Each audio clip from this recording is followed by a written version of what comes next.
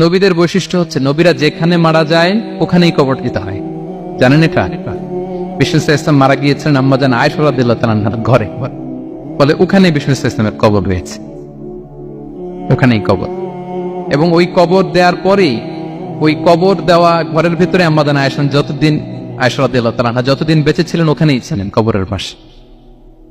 এরপরে বাবা মারা গেলেন আবু বকর, বিষ্ণু ইসলামের পাশে কবর দেয়া হলো, বাবা আর স্বামীর পাশেই থাকলেন। এরপর ওমরে ফারুক মারা গেলেন, ওনারও কবর দেয়া হলো। কিন্তু এখন তো আর বাবা আর স্বামীর সাথে পর্দা নাই, ওমরে ফারুকের সাথে তো পর্দা আছে। তো তখন তিনি ঘরটা হয়ে গেছে ছোট, তিনটা কবরে অনেক জায়গা স্পেস নিয়ে গেছে। এখন অল্প একটু জায়গা পর্দা টাঙিয়ে দিলেন ওমরে ফারুকের সাথে পর্দা হিসেবে, ছোট্ট একটা জায়গায় যতদিন বেঁচে ছিলেন ওখানটাতেই ছিলেন। ওমরে ফারুক যখন আমিরুল মুমিনিন খলিফা, তখন ছেলে আব্দুল্লাহকে পাঠিয়েছিলেন যে যাও একটা অনুমতি আগে থেকে নিয়ে রাখো আম্মাজান আয়েশার কাছ থেকে, যেহেতু ঘরটা ওনাকে বলে রাখো যে আমি মারা গেলে যেন আমার দুই বন্ধু মুহাম্মদ সাল্লাল্লাহু আলাইহি ওয়াসাল্লাম এবং আবু বকরের পাশে যেন কবর দেয়া হয়। আব্দুল্লাহ এসে বলল, আব্বা জান তো এই পয়গাম পাঠিয়েছেন।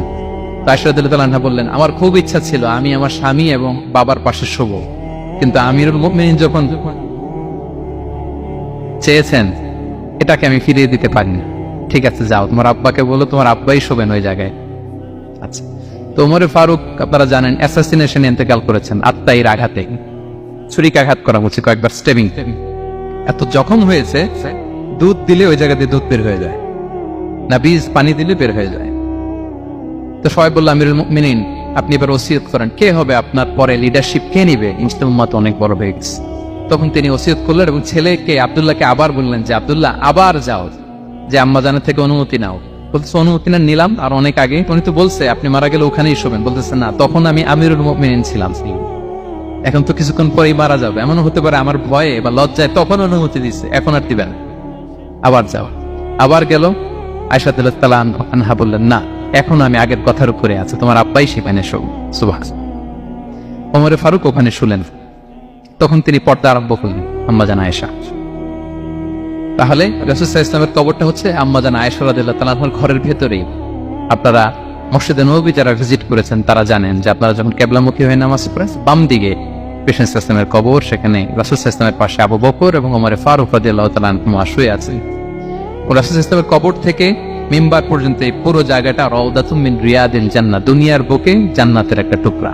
বিষ্ণু সাল্লাল্লাহু আলাইহি ওয়াসাল্লাম ইন্তেকালের আগে ওনাকে অপশন দেয়া হয়েছে, নবী আপনি চাইলে থেকে যেতে পারেন আজীবন, আর চাইলে আমার কাছে চলে আসতে পারেন, এই হ্যাভ অপশন।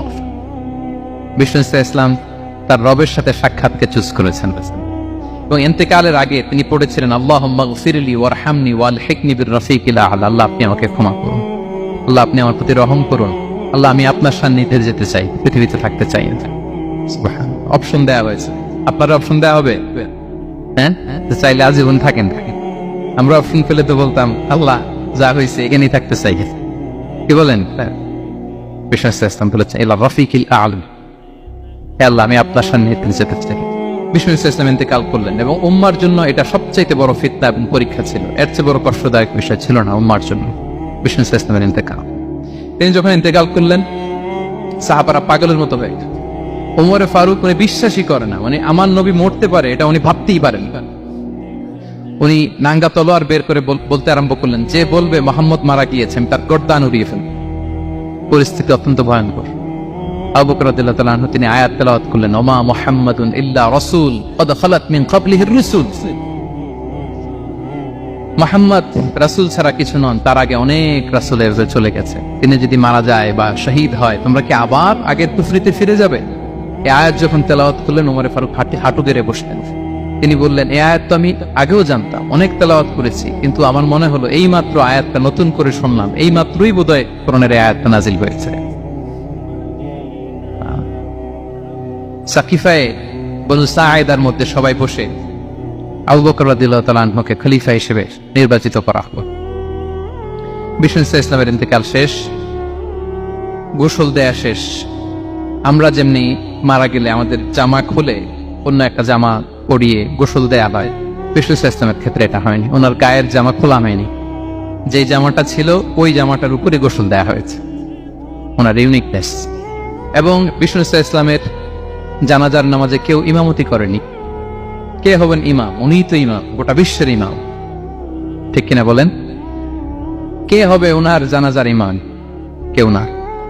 সাহাবারা ডিসাইড করলেন কেউ ইমামতি করবে না, 5-7 জন করে দরজা দিয়ে, এই দরজা দিয়ে ঢুকে নিজেরা জানাজার নামাজ পড়ে ওদিক দিয়ে বের হয়ে যাচ্ছে। এইভাবে পুরা উম্মাহ সব সাহাবারা নিজেরা জানাজার নামাজ পড়েছে।